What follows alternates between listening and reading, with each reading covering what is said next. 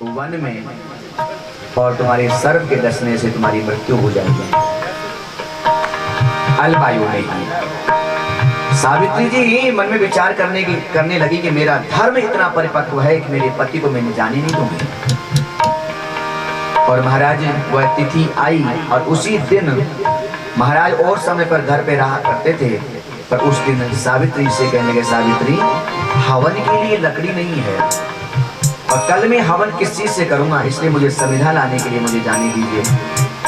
उसको याद आ गया, आप बाहर नहीं जाओगे। देवी मुझे समिधा लानी है, मैं अग्निहोत्र हूँ और मुझे रोज हवन करने की आवश्यकता होती है। यदि मैं हवन नहीं करूंगा तो मुझे दोष लगेगा, मुझे पाप लगेगा।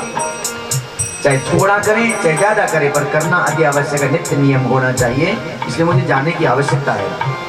तो महाराज ज्यादा दूर मत जाना, ठीक है, नहीं तो मैं भी साथ में चलती हूँ तुम्हारे। घने जंगल में किसी सूखे पेड़ के पास में ज्यादा मत बैठना, कहीं पर बिल यदि हो उनके पास में मत रहना, ठीक है महारानी। तुम महलों में रहो, तुम क्या करोगी जंगल में जाकर के? नहीं महाराज मैं भी साथ में चलूंगी।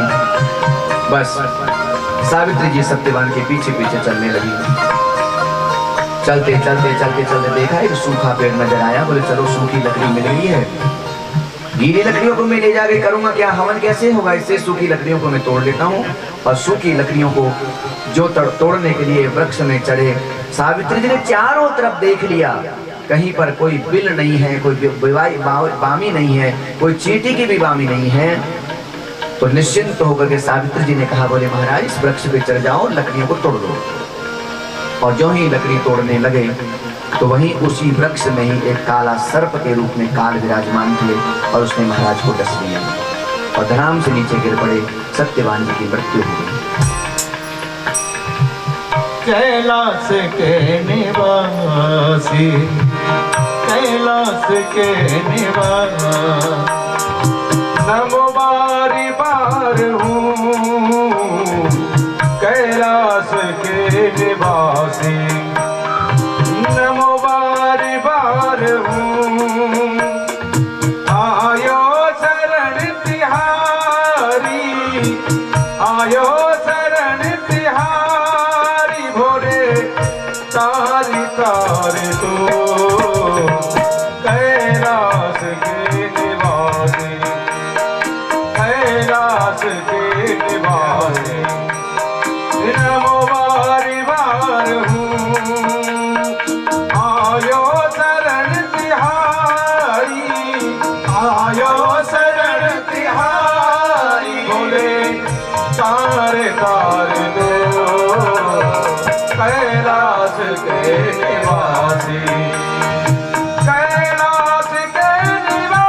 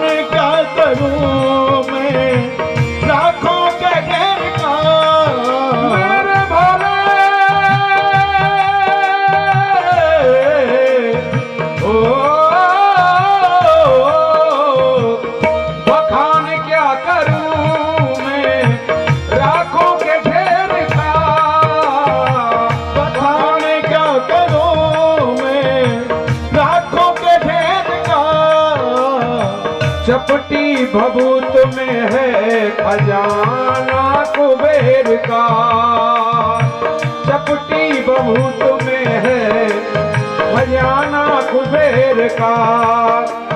है गंगा द्वार मोक्ति द्वार, है गंगा द्वार मोक्ति द्वार, ओमकार तो है गंगा द्वार मोक्ति द्वार, ओमकार तो। आयो शरण तिहारी, आयो शरण तिहारी, भोले तारे तारे दो कैलाश के निवासी नमो। बारे बारे हूँ कैलाश के निवासी नमो, बारे बारे हूँ। आयो शरण तिहारी, आयो शरण तिहारी, आयो शरण तिहारी, भोले तारे तारे दो कैलाश के निवासी नमो। बारे बारे हूँ कैलाश के निवासी नमो, बारे बारे हूँ। आयो शरण तिहारी, आयो शरण तिहारी, आयो शरण तिहारी, भोले तारे तारे दो कैलाश के निवासी नमो। बारे बारे हूँ कैलाश के निवासी, कैलाश के निवासी।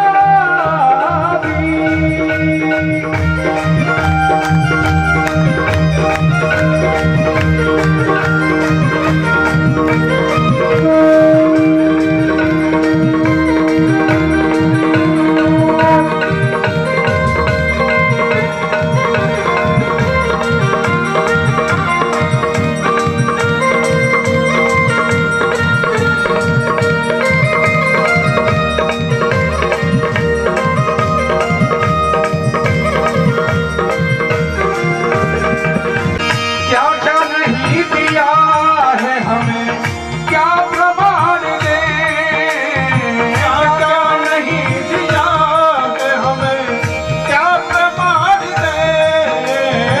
क्या क्या नहीं दिया है हमें, क्या प्रमाण दे। क्या क्या नहीं दिया है हमें, क्या प्रमाण दे। क्या क्या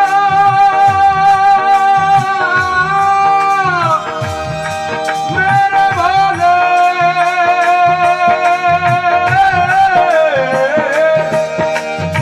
क्या क्या नहीं दिया है हमें, क्या प्रमाण दे।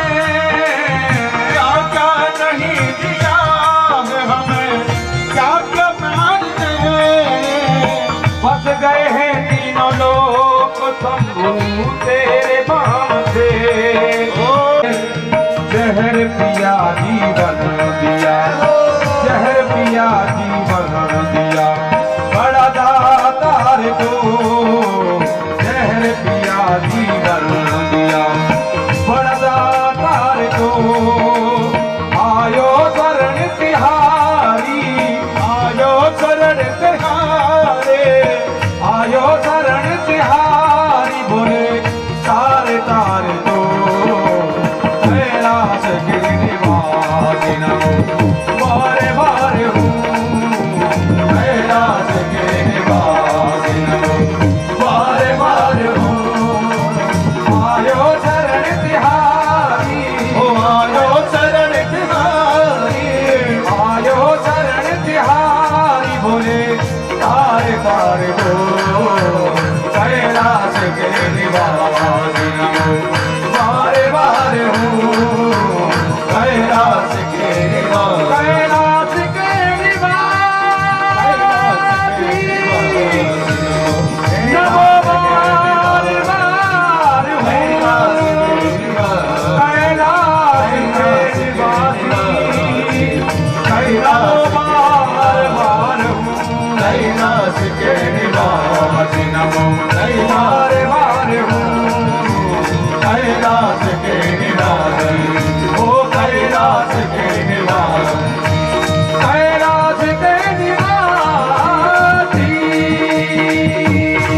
इसलिए देवी अब तुम जाओ अपने घर।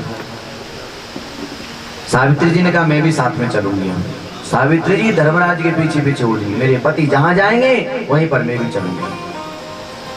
धर्मराज जी ने कहा बोले हे सावित्री, तुम यह मानव शरीर धारण किए कहां जा रही हो? यदि तुम अपने पति के साथ जाने की इच्छा रखती हो तो पहले इस शरीर का त्याग करो, तभी जाकर के तुम इनके साथ में जा सकती हो, अन्यथा नहीं जा सकती। हे साध्वी, इस भारत भूमि में आए हुए तुम्हारे पति की आयु अब पूर्ण हो चुकी है, कर्मों का फल भोगने के लिए इनको जाने दीजिए। मनुष्य को अपने कर्म के द्वारा देवता, मनु, राजेंद्र, शिव, गणेश तक का पद सुलभ हो जाता है। इसलिए कर्म के प्रभाव से मनुष्य बंधन में होता है और कर्म के स्वभाव से ही वह मुक्त हो जाता है। इसलिए देवी इनका पीछा छोड़ो, इनको जाने दीजिए। तो सावित्री जी ने हाथ जोड़ करके कहने लगी है, मैं पतिव्रता नारी हूँ, मैंने धर्म का पालन किया है, मैं आपसे कुछ प्रश्न करना चाहती हूँ और उन प्रश्नों को का उत्तर आप दे दो तो मैं वापस चली जाऊंगा। बोलो। चलते जा रहे हैं, धर्मराज जी लेकर के जा रहे हैं और सावित्री जी बोलती जा रही है। सावित्री उवाच, सावित्री जी कहती हैं,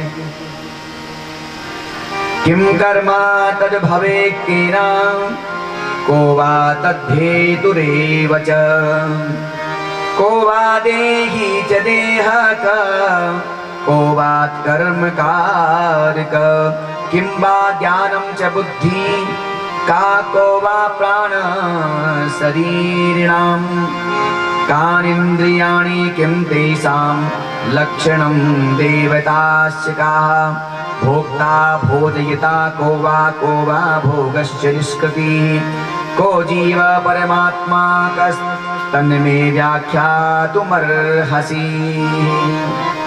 ही धर्मराज, सबसे पहला प्रश्न तो मेरा यह है कि कर्म क्या है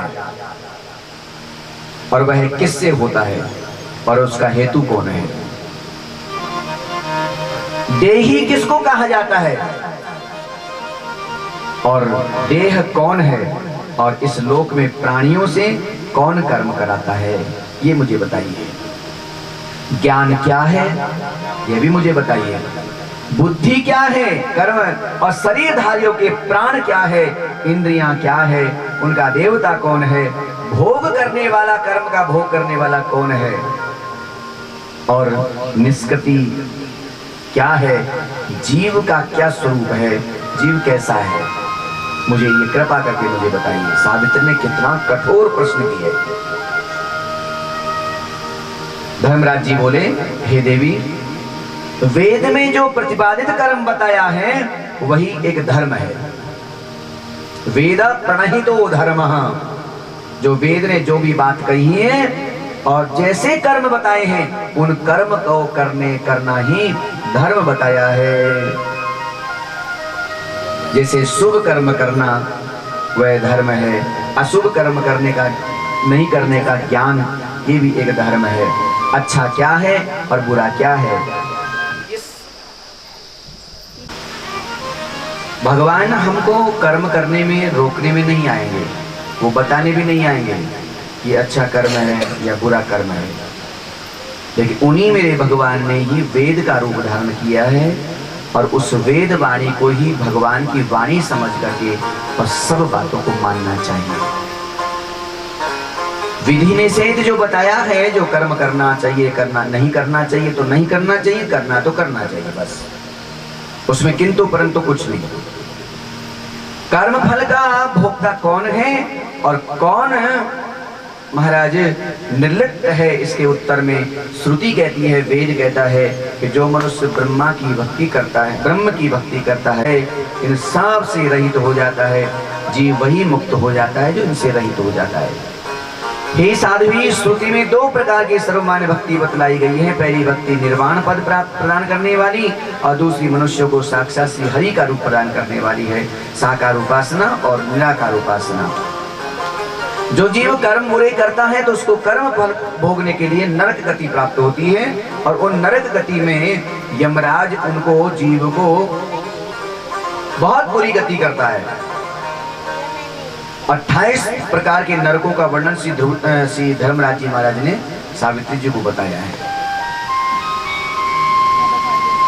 झूठ बोलने वाला, सत्य भाषण करने वाला, मदिरा पीने वाला, चोरी करने वाला, निंदा करने वाला, अपने धर्म का त्याग करने वाला, वो व्यक्ति घोर नरकों में जाते हैं। और वहां पर ऐसे ऐसे भयंकर यातना यमदूत देते हैं कि मदिरा पान करने वाले व्यक्ति को तो महाराज वहां पर गरम गरम लोहे को पिघला लेते हैं पानी की तरह कटोरा में भर करके, और उसी व्यक्ति को उसको पिलाया जाता है। वो चिल्लाता है, झुलसता है, पर कभी मरता नहीं है, क्योंकि वो सूक्ष्म शरीर होता है। स्थूल शरीर को तो यहीं छोड़ के चला जाता है, पर कर्म भोगने के लिए वह सूक्ष्म शरीर धारण करके और यम यातनाओं को स्वीकार करता है। वो चिल्लाता है, मैं अब नहीं पीऊंगा। बोले जो पिया है उसका तू फल भोग ले पहले, उसके बाद सोचना पीना कि नहीं पीना ही। तो महाराज जो कोई भी जीवों की हिंसा करता है उसको शूल प्रोत नाम के नरक में ले जाया जाता है, और वहां पर 720 ऐसे कुत्ते हैं जो भूखे रखे जाते हैं, और उस जीव को वहां पर डाल दिया जाता है। उसको नोच नोच करके खाते हैं, चिल्लाता है, पर वो मरता नहीं है वहां पर। महाराज जो व्यक्ति चोरी करता है उसको पर्यावर्तन नाम के नरक में ले जाया जाता है। उस व्यक्ति को महाराज वहां पर एक स्तंभ में, एक खंबे में उसको बांध दिया जाता है कस करके, और उसके ऊपर महाराज बाणों की बौछार की जाती है धनुष बाण से। वह बचने का प्रयास करता है लेकिन बच नहीं पाता, वो चिल्लाता है, वह रोता है। महाराज जो कोई मांस खाने वाला व्यक्ति होता है, निरपराध जीवों को मार देता है, उस व्यक्ति को भी अयपान नाम के नरक में ले जाया जाता है। और वहां पर उस व्यक्ति को गरम गरम तेल की कढ़ाई में तेल को उबाल लेते हैं, और उस उबलते हुए तेल में उस जीव को डाल दिया जाता है। पर वो बाहर निकलने का प्रयास करता है लेकिन वो निकल नहीं पाता है। वो यमदूत बार बार उसको तेल में ही डाल देते हैं। जैसे माताएं पकौड़ी बनाती है ना, कोई भी कढ़ाई की चीज बनाती है, तो जो अंदर डाला गया है वो सामान तो वो बाहर निकलने का प्रयास करता है, लेकिन निर्दयी, इतनी निर्दयी हो जाती है माताएं, उसको फिर अंदर तेल में फिर बाहर निकलने का प्रयास करता है बेचारा उबल करके, फिर उससे पौनी से उसको अंदर डाल दिया जाता है। तो ऐसे ही यमदूत उस जीव को भी उसी में बार बार डालते रहते हैं। वो चिल्लाता है, झुलसता है, पर वो मरता नहीं है। दूसरे की निंदा करने वाला, बुराई करने वाला महाराज लाला बख्श नाम के नरक में ले जाया जाता है।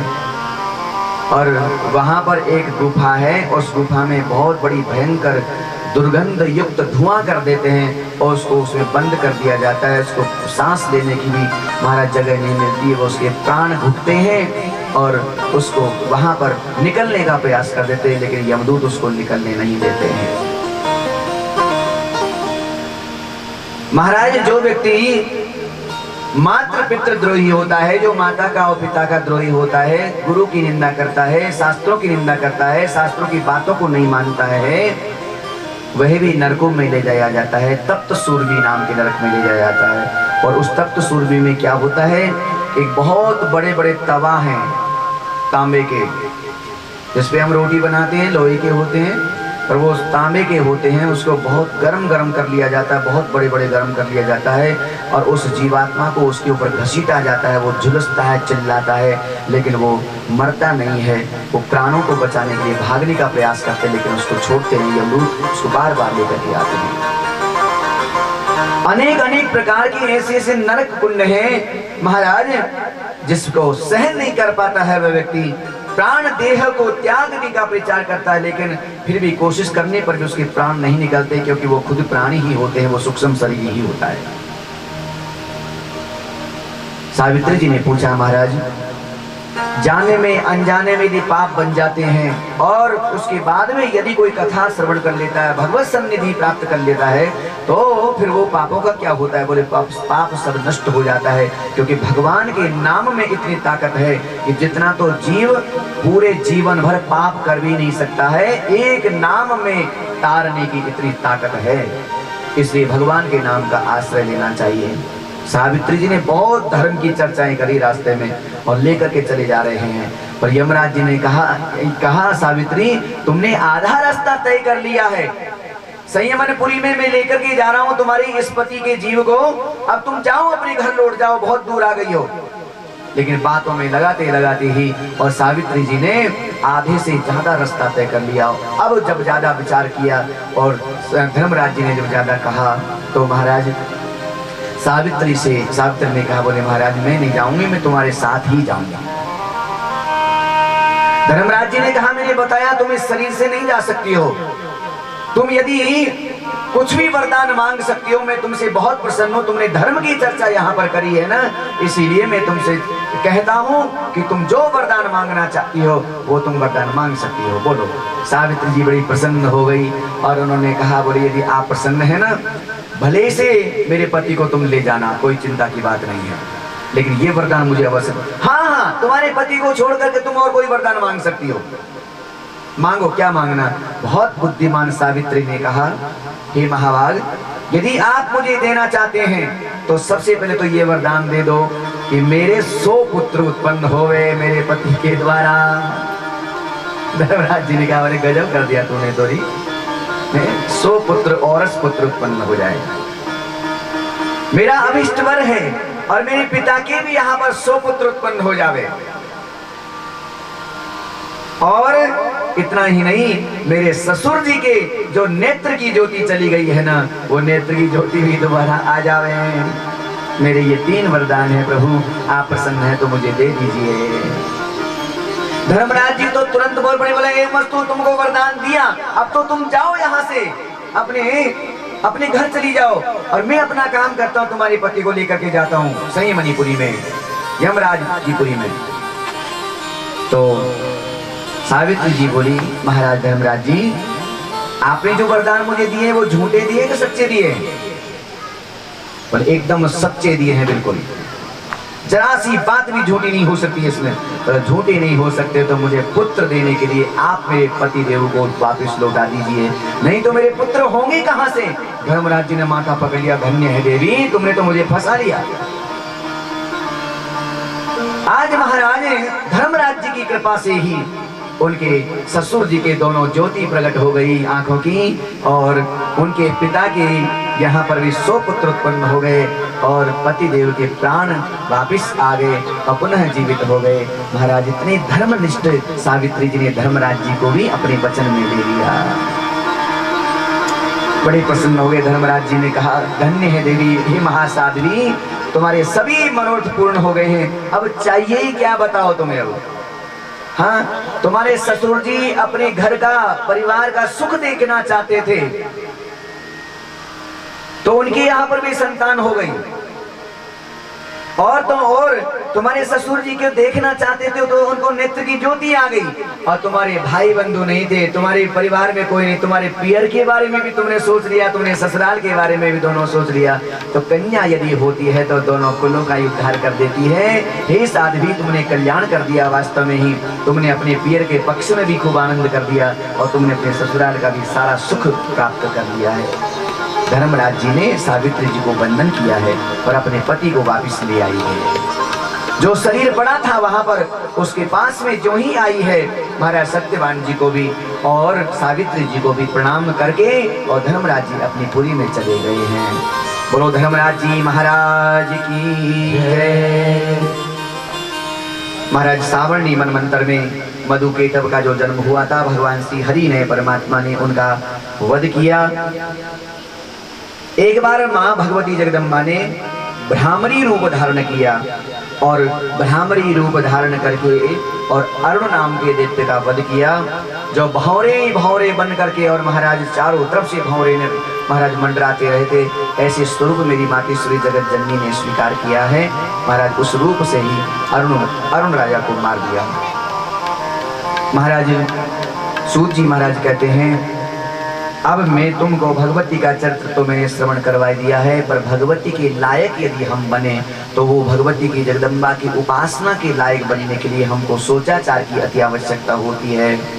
सोचाचार का मतलब हमारा आचरण पवित्र होना चाहिए और उस आचरण में हमारा तन भी हमारा मन भी इतना पवित्र होना चाहिए और उसकी शुद्धि के लिए तन की शुद्धि स्नान से हो जाती है, लेकिन मन की शुद्धि जो होती है ना, वो अच्छे विचारों से होती है। हे सोनकादिक ऋषियों, हम अच्छे अच्छे विचार हमारी बुद्धि में यदि आएंगे ना, तो हमारा जीवन चरित्र ही पवित्र हो जाएगा। चरित्र यदि है तो पवित्र होना चाहिए, बस चरित्र गंदा नहीं होना चाहिए। चित्र भी हम ऐसा देखें जिससे हमारा चरित्र बने। और सबसे पहला, हे जन्मेजय महाराज, जो पाप बनता है ना हमारे शरीर से, वो है नेत्रों से बनता है। इन आंखों से पाप सबसे प्रथम आता है। जैसा देखता है ना, वैसा ही वह व्यक्ति करने के लिए तत्पर हो जाता है। दृष्टिपात से ही उसके बारे में सोचने लगता है, उसको प्राप्त करने में सोचता है, ये मैं करूं, मुझे भी ये प्राप्ति हो जाए।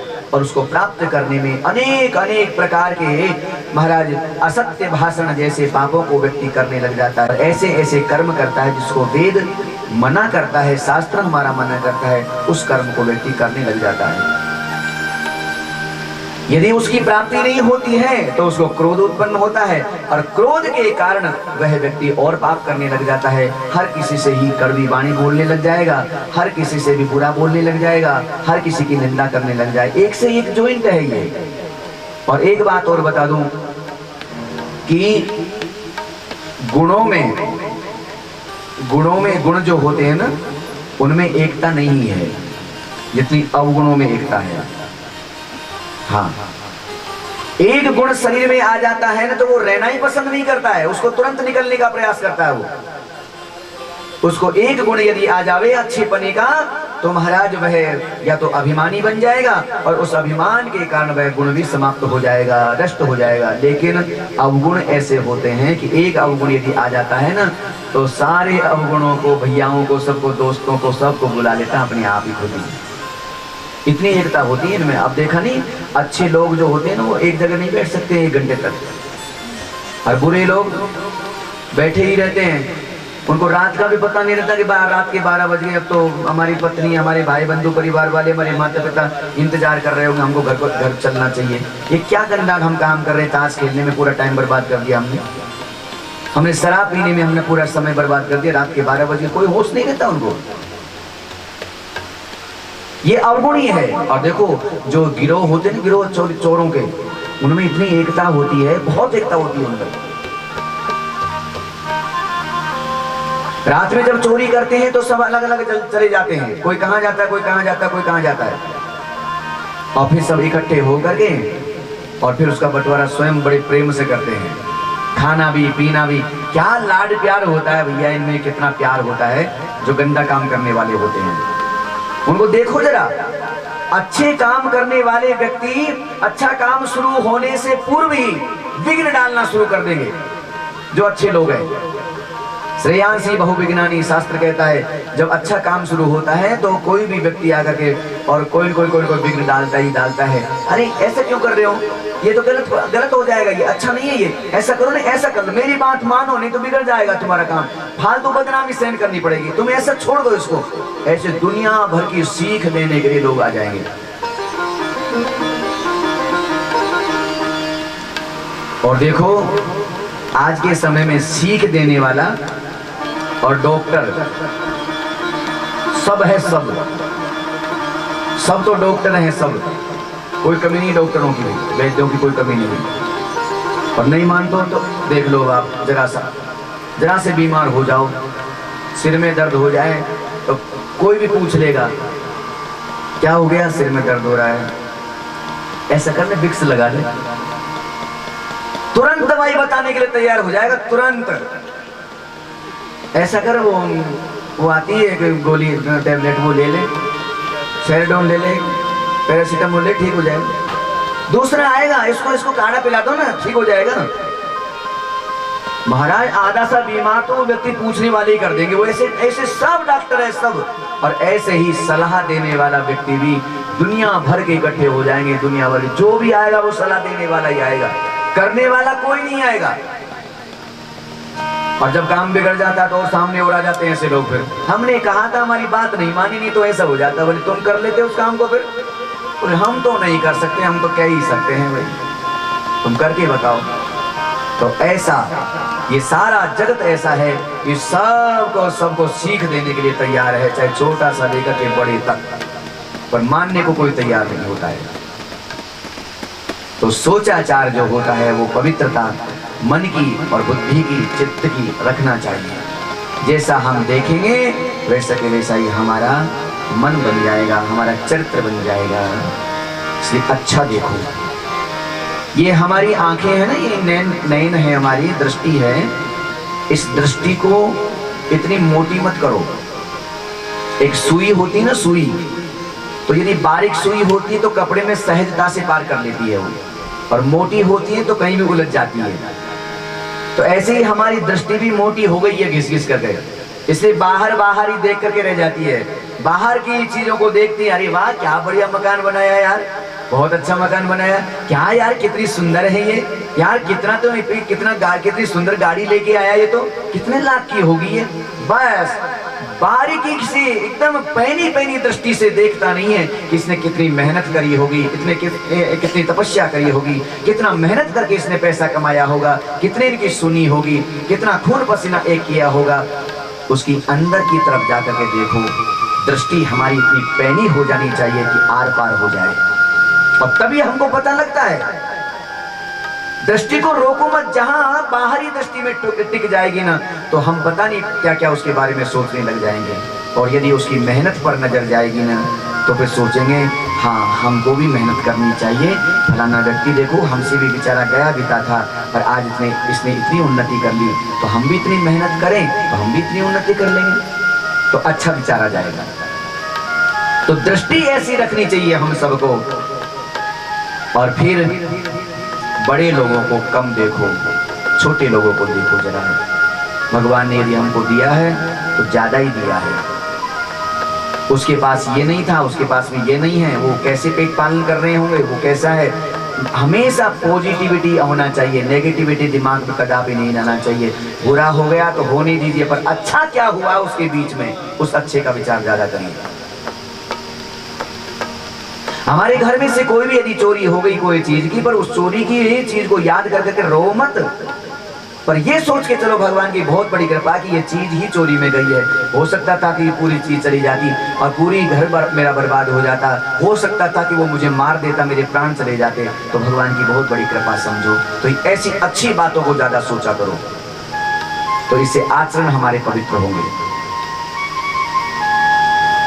किसी ने यदि गाली दे दिया तो उसके ऊपर गाली मत दो, उसके बारे में अच्छा सोचो, चलो बढ़िया किया, कोई बात नहीं है, उसने गाली तो दे दिया, लेकिन गाली से मेरा कुछ होने वाला तो ही नहीं है।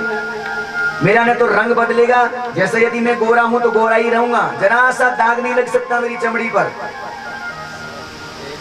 उसकी तो वाणी भले से खराब हो ही गई है, लेकिन मेरा कुछ नहीं बिगड़ा, मैं अपने कानों को पवित्र ही रखूंगा, और अच्छा है, कोई बात नहीं है। और गाली किसकी?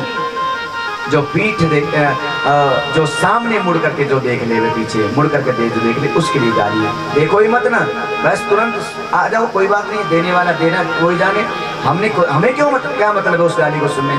जब हमारे पास जरूरत है ही नहीं उस गाली की तो हम क्यों रखें भाई।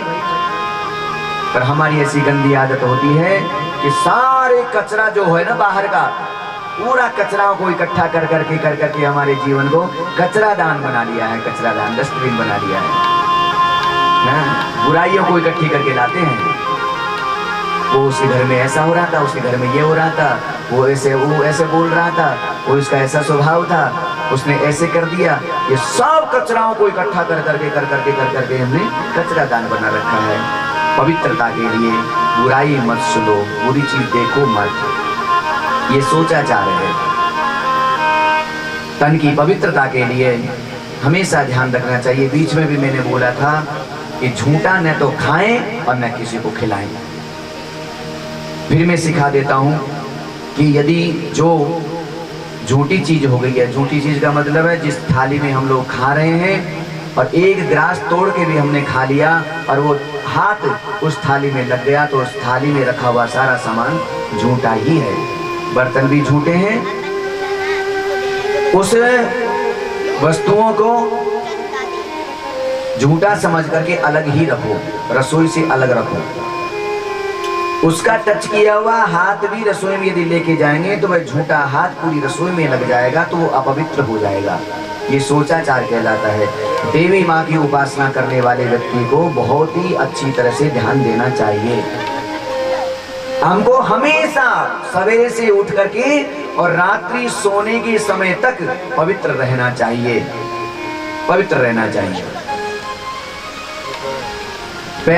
पैरों को हम धोते हैं, पैरों में हम चप्पल ग्रहण करते हैं, तो इसलिए पैरों को, बहुतों की ऐसी आदत होती है, माला फेरते जाएंगे, बैठे बैठे पैरों को रगड़ते जाएंगे, हाथ पे पैर लगता रहेगा, तो ये अशुभ है, ये अच्छी बात नहीं होती है।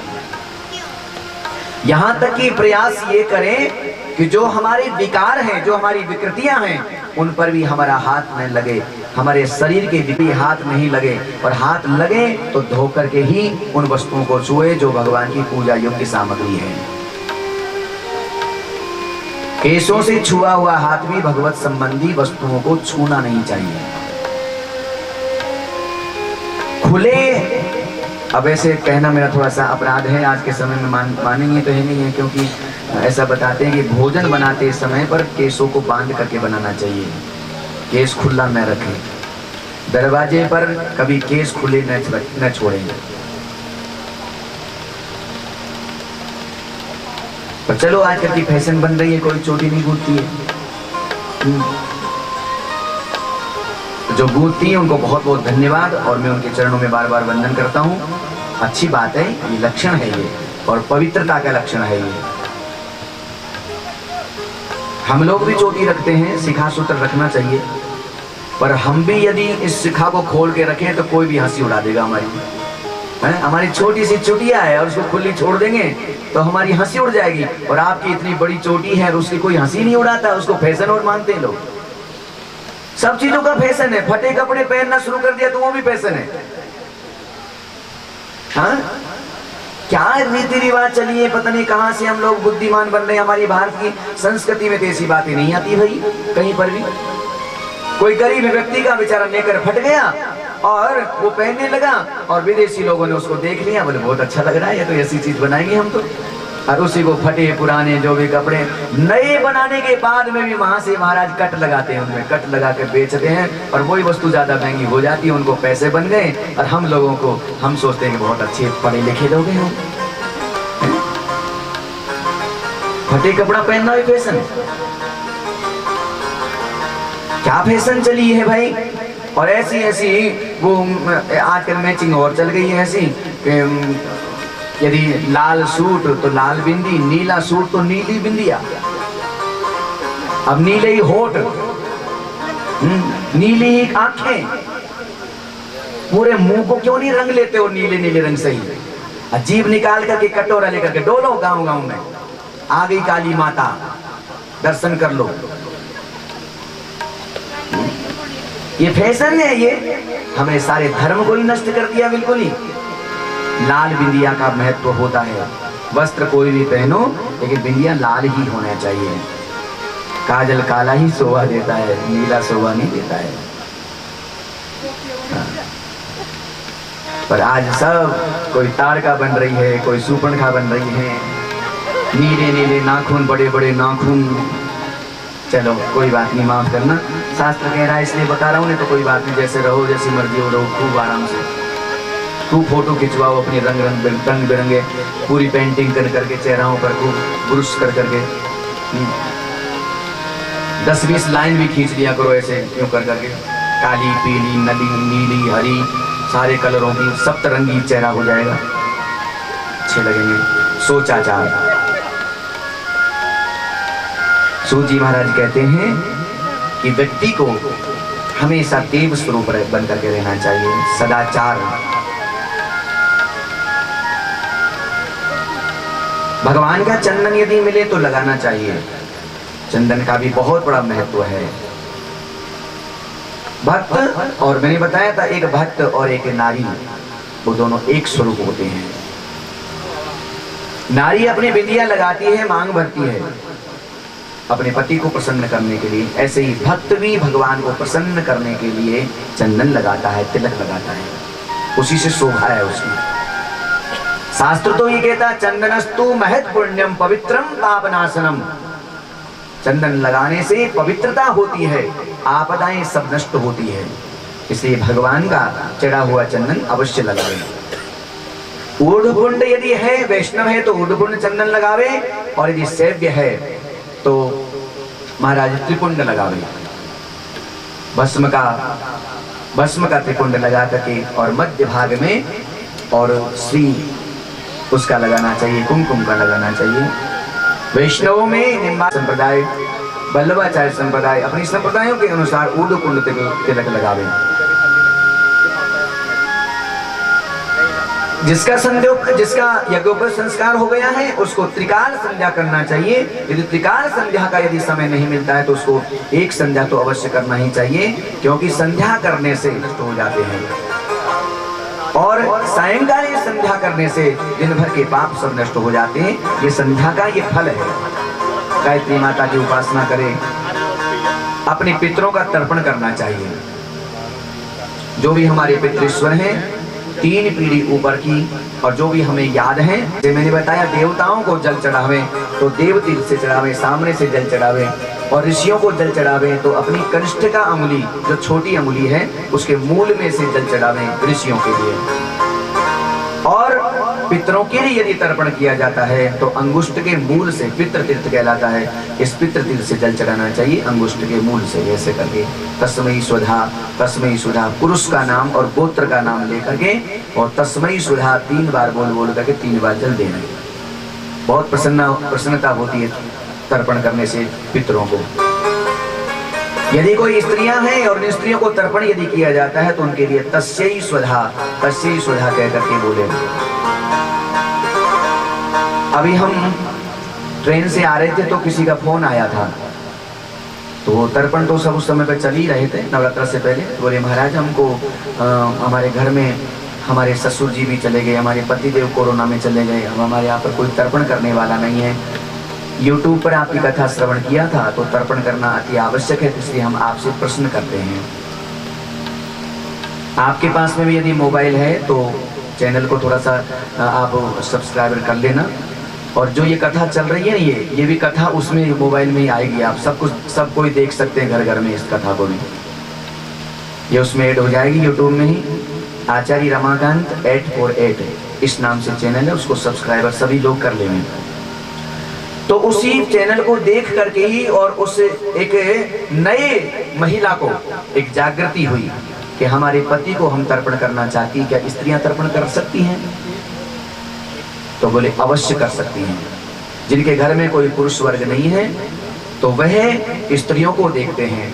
उसके घर में कोई बहू हो, और बहू ही नहीं बल्कि बेटी भी यदि उसके ससुराल चली जाती है, और यदि वो बेटी भी अपने माता पिताओं के लिए, अपने पूर्वजों के लिए, पीर संबंधित जो व्यक्ति है उनके लिए तर्पण यदि करना चाहती है तो वो तर्पण स्वयं अपने हाथों से भी कर सकती है। उनको बहुत प्रसन्नता होती है। कोई निषेध नहीं है तर्पण करने के लिए। यदि श्राद्ध पक्ष में तर्पण करे तो तिल, जौ, यव और कुसा से सहित जल से तर्पण करना चाहिए। महिलाओं के लिए तस्मै सुधा बोले और पुरुषों के लिए तस्मै सुधा कह करके जल छोड़ना चाहिए। पति के लिए भी तर्पण करें, अपने ससुर के लिए भी तर्पण करें, और पुरुषों का तो ये कर्तव्य है, हमारे शास्त्रों में ये नियम है कि नाना नानियों का भी तर्पण करना चाहिए। अपने ससुर का भी तर्पण करे, अपने भाई बंधु परिवार वालों का भी तर्पण करे, और अपने 3 पीढ़ी जो ऊपर की है, पिता, दादा और परदादा, इनको तर्पण करना चाहिए। और चौथी जो पीढ़ी होती है ना वो मुक्त हो जाती है, इसलिए उनके लिए कोई आवश्यक नहीं होता, पर 3 पीढ़ी तक उनको तर्पण करना चाहिए। जो भी भूले चुके हो, जो हमारे परिवार में हमारे गोत्र के अनुसार चले गए हैं, उनको जल देने वाला कोई नहीं है, तो वह व्यक्ति भी उनको जल दे सकता है। और उन व्यक्तियों को, उन जीवात्माओं को उनसे बहुत प्रसन्नता होती है, बहुत खुशी प्राप्त होती है। और होती है भाई, देखो जो अपने घर में कोई उसको भूखे को भोजन नहीं कराता और दूसरा व्यक्ति दया करके उसको भोजन करा देता है तो वो कितना प्यार करता है, कितना प्रेमी हो जाता है और कितना प्रसन्न हो जाता है। ऐसे ही और जीव भी, जितने भी लोग हैं वो तर्पण के बेचारे प्यासे हैं, और उनके लिए भी यदि हम तर्पण करते हैं तो उनको बहुत खुशी मिलती है, उनका आशीर्वाद हम सबको प्राप्त होता है। पुत्री का, बेटी का ससुराल का पानी पिता नहीं पीता है। अब तो कैसा पीने लगे सब लोग हो गए, लेकिन पहले नहीं होता था ऐसा। जिस घर में बेटी ब्याह दी जाती थी, शादी हो जाती थी, तो उस घर का पानी नहीं पीते थे, अन्न नहीं खाते थे। लेकिन उनके मरने के बाद में उसका पुत्र, बेटी का पुत्र उनको पितृ तर्पण कर सकता है, उसका पूर्ण अधिकार हो जाता है। क्योंकि शरीर का संबंध उसका छूट जाता है, वो पितृस्वरों का रूप धारण कर लेते हैं, इसलिए उनको जल प्रदान करना चाहिए। तो ये तर्पण की आवश्यकता होती है महाराज। इसके बाद में वैश्वदेव बताया है। उस वैश्वदेव में घर घर में अग्नि होती है, अग्नि में भोग लगाएं भगवान को, वैश्वदेव करें और गौ माता के लिए रोटी निकालें, कुत्ता के लिए रोटी निकालें, जीव जंतुओं को भी दाना चुगावें और अतिथि का सम्मान करना चाहिए। हमारी बहन जी कह रही थी, बोले हमको तो अपने पिताजी से यही आज्ञा, यही एक सीख मिली है सबसे बड़ी, कि चाहे भजन पूजन बने या न बने, पर जो भी कोई अतिथि आ जाए उनका प्रेम पूर्वक आदर सत्कार हो जाए तो सबसे बड़ी भगवान की पूजा मानी जाती है। तो वास्तविक बात है, अतिथि देवो भव, वेद हमारा कहता है। मातृ देवो भव, पितृ देवो भव, आचार्य देवो भव, गुरुदेवो भव, और उसके बाद में आता अतिथि देवो भव। अतिथि भी साक्षात भगवान का स्वरूप होता है, इसलिए उनकी विश्वदेव करते हुए उनकी सेवा करें। महाराज गायत्री के कवच का, हृदय का, सहस्त्र नाम का, गुरुदेव की दीक्षा, गुरु दीक्षा के बारे में भी बताया इस देवी भागवत में कि दीक्षा अपने संप्रदाय के अनुसार होना चाहिए। आजकल हम लोग भटक गए हैं, न जाने कहाँ कहाँ गुरु मंत्र की दीक्षा ले लेते हैं, है ना। दीक्षा दो व्यक्ति ले सकते हैं, मैंने बताई थी परंपरा है, एक तो शैव्य परंपरा और एक वैष्णव परंपरा। वैष्णव परंपरा में 4 संप्रदाय होती है। निम्बार्क संप्रदाय है, वल्लभाचार्य संप्रदाय है, रामानंद संप्रदाय है और गौड़ीय संप्रदाय है। ये 4 संप्रदाय वैष्णवी की है। और ये वैष्णवी संप्रदाय महाराज हमारे आचार्य चरणों ने प्रारंभ किया, जो साक्षात भगवान ही आचार्यों के रूप में अवतरित होकर के और जीव का कल्याण करने के लिए इस कलयुग में हमारा उद्धार करने के लिए पधारे थे। ये कोई ऐसी वैसी नाटक का ढोंग नहीं था। जिस समय पर हमारे देश में सारे शास्त्रों को जला दिया गया दुष्टों ने, पापियों ने, कि ये शास्त्र यदि रहेंगे तो ये शास्त्र के जैसे काम करेंगे, इसलिए इनको सबको अभिचारों में लगा दीजिए, व्यभिचारों में लगा दीजिए। महाराज ऐसे नास्तिक बना दिए लोगों को, ऐसा धर्म का आचरण करने लग गए व्यक्ति लोग। न राम को न कृष्ण को कोई जान नहीं पाए, कोई पहचानता ही नहीं था कि कोई भगवान भी है, कोई भगवती भी है। सबको अंधा बना दिया व्यक्तियों को। ऐसी ऐसी पढ़ाई लोग करवा दिया करते थे इसी देश में, इस कलयुग में। नाम लेना निरर्थक है, इस व्यास गादी से पाप लगता है ऐसे लोगों को बोलने से, लेकिन उन्होंने नाश कर दिया हमारे धर्म का। और उसी समय पर मेरे प्रभु परमात्मा को करुणा आई है, दया आई है, और वो हमारे आचार्य चरणों के रूप में प्रकट हुए दक्षिण भारत में। और उन्होंने प्रकट होकर के कठोर तपस्या किया, और तपस्या करने के बाद में 5-5 वर्ष की उम्र में वेद वेदांत के इतने विद्वान हो गए, 5 वर्ष के विद्वान, क्योंकि साक्षात भगवान थे वो। और उन्होंने भगवान नाम का प्रचार किया, भगवान कृष्ण का, भगवान राम जी का इन उपदेश देकर के उनकी मंत्र दीक्षा करते हुए और सब जीवों का उद्धार का केवल एक ही उपाय समझा कि इस कली काल में केवल एक ही उपाय है। व्रत करो, पूजा करो, पाठ करो, ये सब करो, होता है तो ठीक, नहीं होता है तो ठीक, लेकिन यदि उद्धार यदि चाहते हो तो उस उद्धार के लिए एक सस्ता सा सीधा सा उपाय केवल एक ही है, वो है एक भगवान का नाम लेना। कलयुग केवल नाम आधारा, सुमिरी सुमिरी नर उतर ही पारा। इसे नाम का प्रचार किया। 4 संप्रदायों से युक्त यदि गुरुदेव यदि दीक्षा देते हैं तो उन्हीं गुरुदेवों की शरण में जाकर के दीक्षा मंत्र लेना चाहिए। आज के समय में न जाने कितनी संप्रदाय बना लिया लोगों ने, और दीक्षा भी ऐसे देते हैं, माइक पर बोलते हैं, बोले हाँ भाई 4 मंत्र बता रहा हूँ, जो जो तुमको अच्छा लगे वो ले लेना। ये परचूनी दुकान है, जो सब्जी है कि जो अच्छी सब्जी लगे वो खरीद लिया। मंत्र दीक्षा हमेशा गुप्त रूप से कानों में दी जाया करती थी, उसको गुप्त ही रखा जाता था। भगवान नाम का प्रचार कान में दे करके और बोले तुम नाम जप करो। अब क्यों? क्योंकि गुरुदेव माने न जाने कितने गुरुदेवों ने उस मंत्र का जाप किया है, इसलिए उसी मंत्र से ही व्यक्ति को सिद्धि प्राप्त होती है। वो मंत्र तो किताबों में भी मिल जाएगा, पर उस किताब के लिए हुए मंत्र से कुछ होने वाला नहीं है, कुछ होने वाला नहीं है। तो गुरुदेव से दीक्षा बहुत विधि विधान से लेना चाहिए, 4 संप्रदायों में ही लेना चाहिए, चाहे रामानुज संप्रदाय हो, चाहे वो निम्बार्क संप्रदाय हो, चाहे वल्लभाचार्य संप्रदाय हो, चाहे गौड़ीय संप्रदाय हो माधवाचार्य जी की। ये तो वैष्णवी संप्रदाय मानी रामकृष्ण के उपासक जो होते हैं, और शैव संप्रदाय में जो शंकराचार्य भगवान आदि हैं, जो शिव जी को मानते हैं, उनसे दीक्षा लेना चाहिए। उनके आचार्य चरणों से जो मंत्र प्राप्त होते हैं, अच्छे महापुरुष की शरण में रह करके, और जो गुरु उस मंत्र का जाप करता है ना, वो जाप किया हुआ मंत्र ही सफल होता है। ऐसा नहीं कि गुरुदेव केवल याद कर रखा है, हमारे गुरुजी ने मंत्र दिया था तो बेटा मैं तो उसको जाप करता नहीं हूँ, पर तेरे को जरूर देता हूँ, तेरा उद्धार हो जाएगा। पर नहीं, उसका कोई उद्धार नहीं हो सकता है, वो करंट कट हो जाता वही से ही, जिसने मंत्र जाप नहीं किया। मंत्र जप करने से ही उसमें पावर आता है।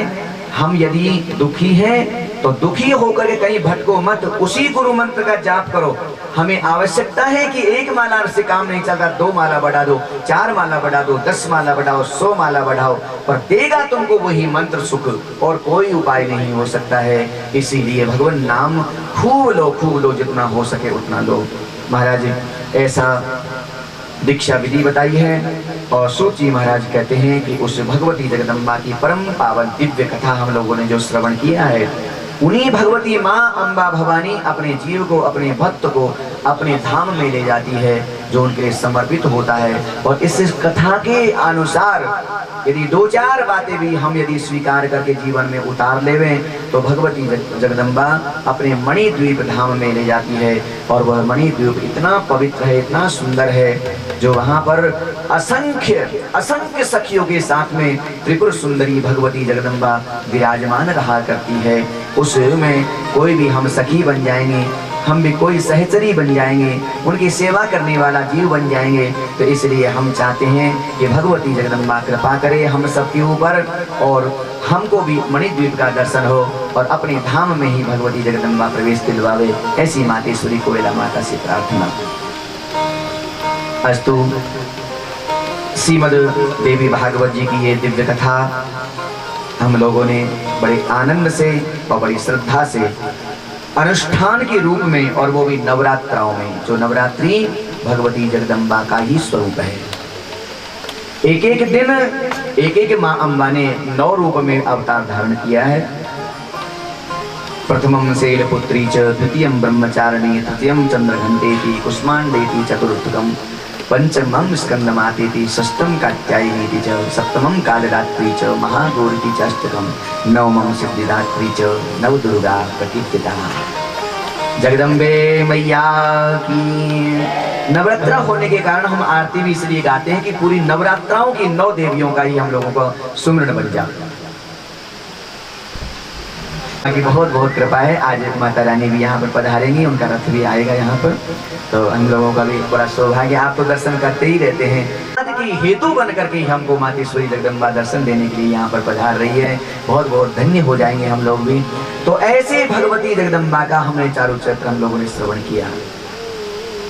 माँ भगवती बहुत ही कल्याणमयी है, बहुत दयालु है, और वास्तव में माँ ही होती है।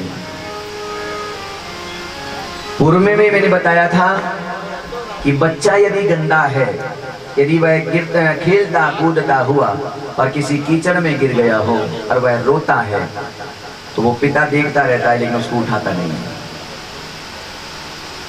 वो आवाज देता है, अजी सुन रही हो? हाँ, ये तुम्हारा बच्चा है ना, कीचड़ में हो गया है, रो रहा है, इसको ठीक करो जल्दी से। वो कहती है, बोले मैं काम कर रही हूँ, आप थोड़ी देर उठा लो ना। बोले मैं नहीं उठा सकता। बोले क्यों? बोले मेरे कपड़े गंदे हो जाएंगे, ये कपड़ा इसके गंदे हो गए हैं। अब वो ज्यादा जब बिलखता है बालक, तो माँ तुरंत, चाहे वो आटा गूंद ही रही हो, चाहे और कोई काम कर रही हो, सब कामों को छोड़ करके वह अपने दुलारे को अपने प्यार से उठा लेती है। न तो ये सोचती है गंदा हो गया है, जा पहले नहा करके आ, कपड़े बदल करके आ, तब जाके तेरे को गोदी में लूंगी। पर नहीं, माँ की ममता ऐसी होती है कि गंदे कपड़े से ही उस बच्चे को उठा लेती है। अपने हृदय से लगा लेती है, बच्चा एकदम चुप हो जाता है। और सत्य बात तो यही है, जब बच्चा रोता है ना तो बाप की कोई सामर्थ्य नहीं है जो बच्चे को चुप कर दे। अब आपके यहाँ हो जाता है वो तो बात अलग है, क्योंकि यहाँ तो भगवती जगदम्बा की सब पर कृपा है। हाँ, पर हमारे यहाँ तो साहब चाहे खूब उसको हिला ले, खूब झूला झूला ले, खूब कुदा लेवे, खूब कुछ भी खिला दो पिला दो, कुछ भी कर लो, पर बच्चा बाप की गोदी में चुप नहीं होता है। खूब रोवे रोवे रोवे रोवे, बाप का माथा भी दुखने लग जाता है, सिर भी दुखने लग जाता है, दर्द होने लग जाता है, और आखिर में माँ की गोद में पटक देता है। बोलते हैं तू संभाल इसको, तेरे बच्चे को माथा खा गया मेरा, दिमाग खा गया मेरा, खोपड़ी मेरी धाए धाए धाए धाए कर रही है अभी तक। तो माँ की ममता ही ऐसी होती है। इतना रोता हुआ बच्चा, खूब खिला दिया पिला दिया, सब कुछ अच्छे से लाड़ लड़ा लिया, लेकिन जो बाप का प्यार नहीं प्राप्त कर पाया, और वह माँ की गोद में जाते ही न कुछ बोली नहीं, न कुछ खिलाया न पिलाया, और माँ की गोद में जाते ही वह बच्चा एकदम चुप हो गया। बाप ने कहा, बोले तेरे हाथ में क्या जादू है, पहले बता, ये मुझे सिखा। बोली मैं तो ये नहीं जानती क्या जादू है, पर बच्चा माँ का ही होता है। तो आज हम सब माँ के जगदम्बा के ही बालक हैं। हम प्रार्थना करें मेरी मातेश्वरी जगदम्बा से, हे माँ ऐसी कृपा हमारे ऊपर खूब बरसाए रखें आप सब। हमारी वृत्तियाँ, हमारी बुद्धि, हमारा चरित्र, हमारा माँ को हम कभी न भूलें, ऐसी हमारी प्रार्थना माँ भगवती जगदम्बा से हम करते हैं। और माँ का स्वरूप इतना सुंदर है, देखते ही रह जाओ। हो मेरी मैया की, हो मेरी मैया की चुनरी कमाल है, सोना सोना लाल लाल है। मेरी मैया की चुनरी कमाल है, सोना सोना लाल लाल है। हो मेरी मैया की चुनरी कमाल है, सोना सोना लाल लाल है। मेरी मैया की चुनरी कमाल